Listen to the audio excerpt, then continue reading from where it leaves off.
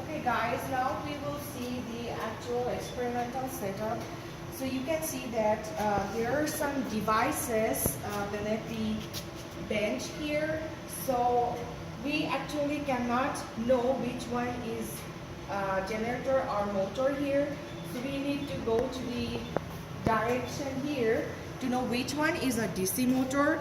So we are using station 3, so DC machine is the yellow one, and you see there are some values written here. So for the first one, you have to write and record the nameplate ratings of the DC motor mounted beneath the lab bench, which is the yellow machine here, so this one. Okay, so you have to directly write these values from here.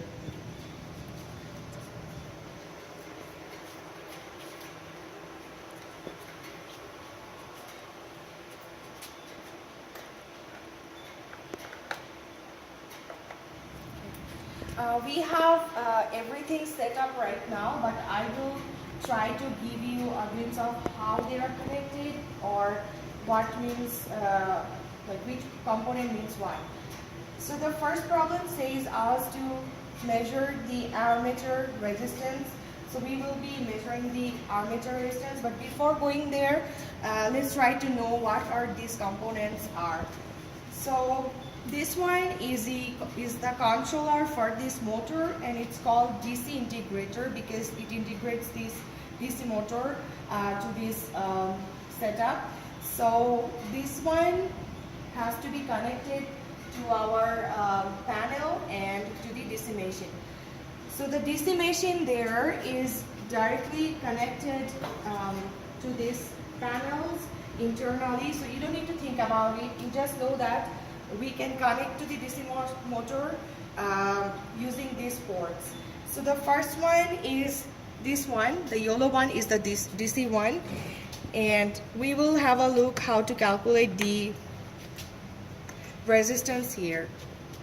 So this is an ohm meter or multimeter here, so we will connect it.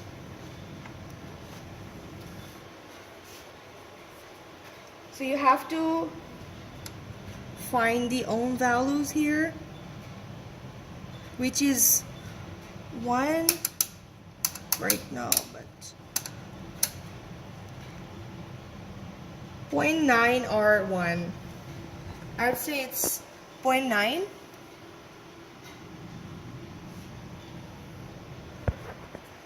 0.9 ohm.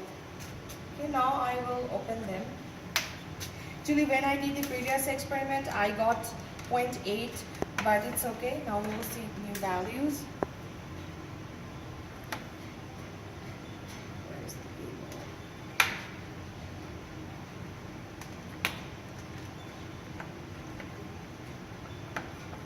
Okay. So how do we connect the controller to the panel? So this is the supply, 120 volt single phase supply, and it has a ground which is denoted with this green cable. So we have to connect to this ground and this supply first, and these are the 3-phase connections here. You connect it like this to the panel, and the controller has 2 ports going to the DC machine here, these big ones. One goes to this point and the other one goes to that point, and the other 2 wires directly goes to the field of the machine. Okay, and this one is a single phase power analyzer. So we are giving the A in from this point to this point, and that A out comes to this through this wire and goes to this point, and this one goes to the VA point, and VR is connected to the positive terminal to the DC machine here. Okay.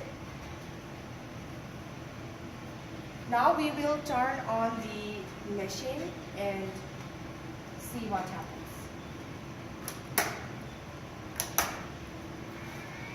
So as we started the machine, The integrator also started automatically because they are internally connected to these wires. So we have to wait a little bit to set up this integrator. Okay.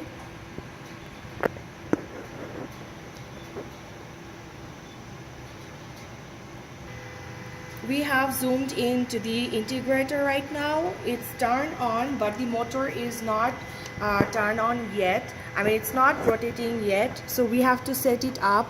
So press the button L by R. So you have to give the percentage here. So this M button is actually the cursor to move for the decimal points.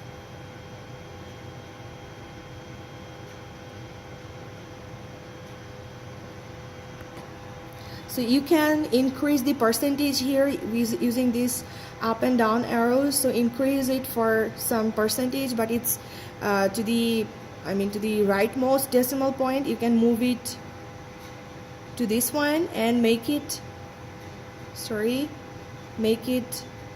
10%. We start at 10% for experiment, and then you start the machine so that the motor starts rotating.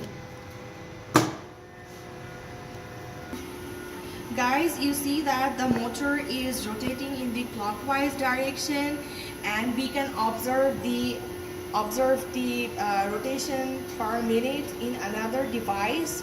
Let's go and see the other device that's showing us the RPM, which is 57 here. This is the RPM meter for us. So now we go back to the to the values of the power analyzer, which is shown here. So guys, you can see that there is 30.87 VRMS.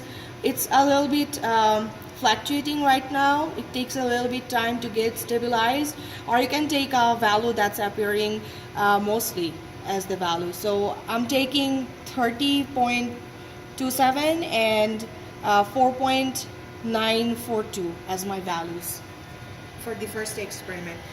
So after this we will increase the L by R by a factor of 10.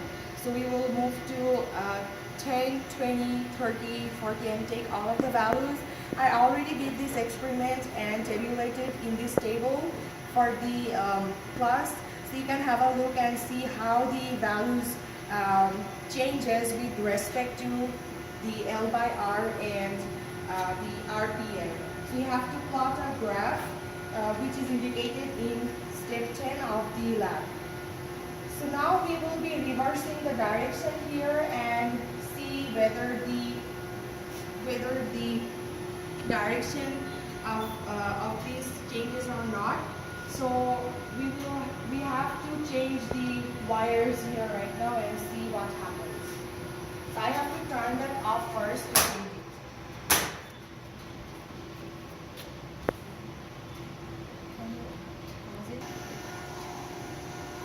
Guys, now we will see what happens if we change the field direction. So now we have changed these wires in the opposite way. So the black wire was here last time and red wire was there. So I just changed the direction, and you can observe it in the rotation there. The direction is just reversed right now. It's right now counterclockwise. So in this way you can understand how to work with a basic DC motor, and I think it will be helpful for you guys to do this power factor correction and DC motor lab. Thank you very much for your attention.